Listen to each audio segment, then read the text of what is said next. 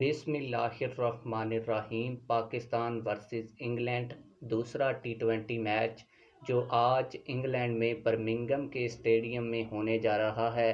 पहला मैच भी पाकिस्तान और इंग्लैंड का इसी स्टेडियम में था, लेकिन पाकिस्तान और इंग्लैंड का जो मैच है वो बिल्कुल शुरू नहीं हो सका था क्योंकि बारिश ने इतनी तबाही यहाँ पर मचाई हुई थी कि 3 दिन लगातार यहाँ पर बारिश जारी रही। लेकिन कल का जो दिन था, कल के दिन में बादल छाए रहे लेकिन बारिश नहीं हुई और आज जो है वो धूप निकल आई है। महकमा मौसमियात की पेशन गोई क्या है, क्या पाकिस्तान और इंग्लैंड का आज भी मैच शुरू हो सकेगा या नहीं।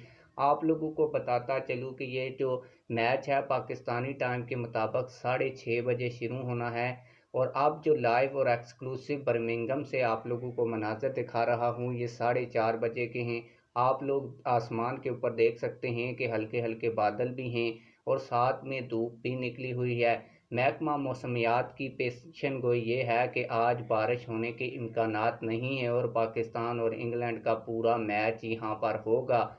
आप लोग इस हवाले से क्या कहते हैं, कमेंट्स में हमें ये ज़रूर बताइएगा। मिलते हैं किसी और वीडियो में। अल्लाह हाफिज़।